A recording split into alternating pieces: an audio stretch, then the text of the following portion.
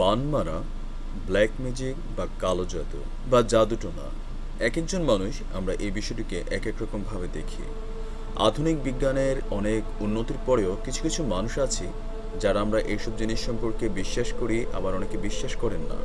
কারো কারো মতে জাদুটোনা বলতে কিছুই নেই, আবার যারা ধর্মীয় দৃষ্টিকোণ থেকে এক এক ধর্ম জিনিসটাকে এক এক রকম ব্যাখ্যা করেছে। এখন একজন মুসলমান হিসাবে আমাদের ধর্মে জাদুটোনা বা বান মারার অস্তিত্ব কী আছে, বা এটা ইসলাম কতটুকু সাপোর্ট করে, বা এটার সম্পর্কে কী ধরনের রেফারেন্স আছে। জাদুটোনা সম্পর্কে আমাদের পবিত্র কোরআন শরীফেই দুটি সূরা নাজিল হয়েছে, যার মধ্যে হচ্ছে একটি সূরা নাস এবং একটি সূরা ফালাক।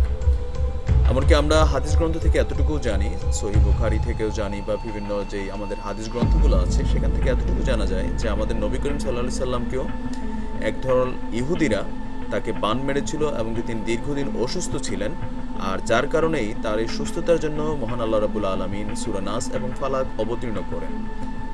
তাহলে ইসলামের দৃষ্টিতে বান মারা জিনিসটা সঠিক। এখন এখন বান আসলে কারা মারে? বান মারে বিভিন্ন কবিরাজ, মুসলিম কবিরাজ, তান্ত্রিক, পণ্ডিত যারা আছেন তারাই বান মারে। আসলে দেখা যাক বান কিভাবে মারে।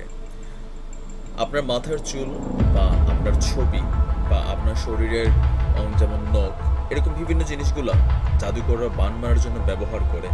হয়তো আপনার মাথার কিছু চুল আপনার চিরুনি থেকে অথবা আপনার ফেলে দেওয়া নির্দিষ্ট স্থানের যেখানে ময়লা ফেলান সেখান থেকে এগুলো কালেক্ট করা হয়, অথবা হাতের নখ সেগুলো যেখান থেকে ফেলেন সেখান থেকে কালেক্ট করা হয়, অথবা আপনার কোনো ছবি। এখন এগুলো নানান ধরনেরভাবে বান মারা হয়। যে ব্যক্তি বান মারায় আক্রান্ত হয়েছে, এখন তার চিকিৎসার পদ্ধতি কী?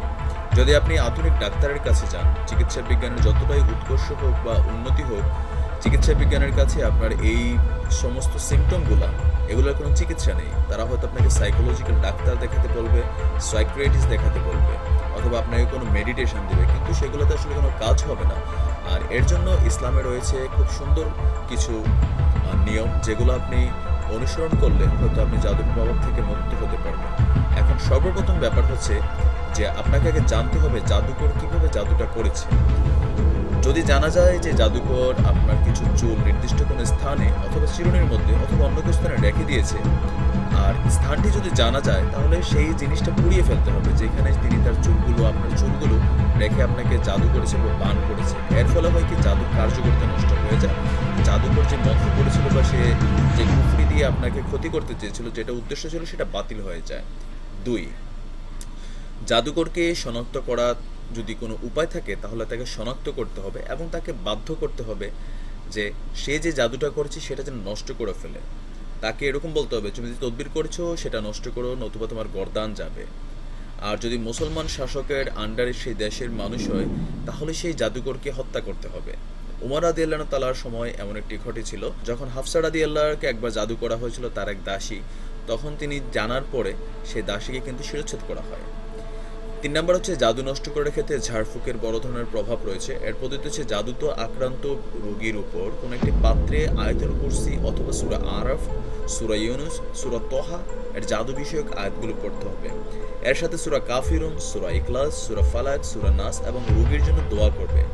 যেই ব্যক্তি জাদুতে আক্রান্ত হয়েছেন তার জন্য বিশেষভাবে একটি দোয়া আছে। যখন আমাদের নবী করিম সাল্লাল্লাহু আলাইহি সাল্লামকে ইহুদিরা জাদু করে, তখন জিবরিল আলাইহিস সালাম থেকে একটি দোয়া তার জন্য আসে। জিবরিল আলাইহিস সালাম একটি দোয়া নিয়ে আসেন আল্লাহর তরফ থেকে। সেই দোয়াটি হচ্ছে এরকম কিছুটা, বিসমিল্লাহি আররিক মিন কুল্লি শাইইন ইউজিক ওয়া মিন শাররি কুল্লি নাফসিন আও আইনিন হাসিদিন আল্লাহু ইয়াশফিক বিসমিল্লাহি আরকিক।